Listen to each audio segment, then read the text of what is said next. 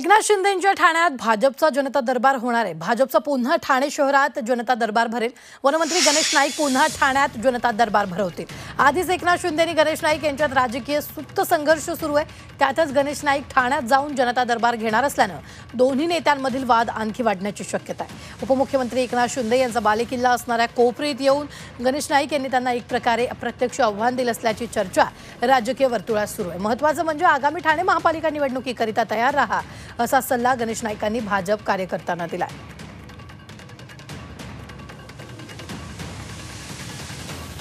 का उद्याला त्या ठिकाणी एकनाथ चलोरीची भूमिका असली तर भारतीय जनता पक्ष नवी मुंबई, ठाणे, भाईंदर, कल्याण, डोंबिवली, उल्हासनगर, भिवंडी, वसई, विरार सगळीकडे त्या ताकदीनं त्या ठिकाणी उभं राहील, जनतेला सामोरे जाईल आणि जनतेची सेवा करण्याकरता यश संपादन करेल हा विश्वास मी व्यक्त करतो।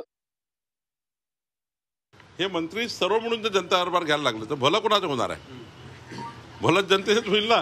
म्हणजे समजा शिवसेनेच्या 4 मंत्र्यांनी चार ठिकाणी जाऊन आलं, त्या ठिकाणी 4 आदेश पारित केले, राष्ट्रवादीच्या मंत्र्यांनी 4 आदेश पारित केले, भाजपचे 4 मंत्री जर जिल्ह्यात गेले तर जिल्ह्याचा फायदा होईल, शेवटी लोकांचे प्रश्न सुटतील। त्यामुळे सर्वांनाच ही मुभा आहे। या राज्यातला मंत्री राज्याचा मंत्री असतो, तो कुठल्याही जिल्ह्यात जाऊन कोणताही जनता दरबार घेऊ शकतो।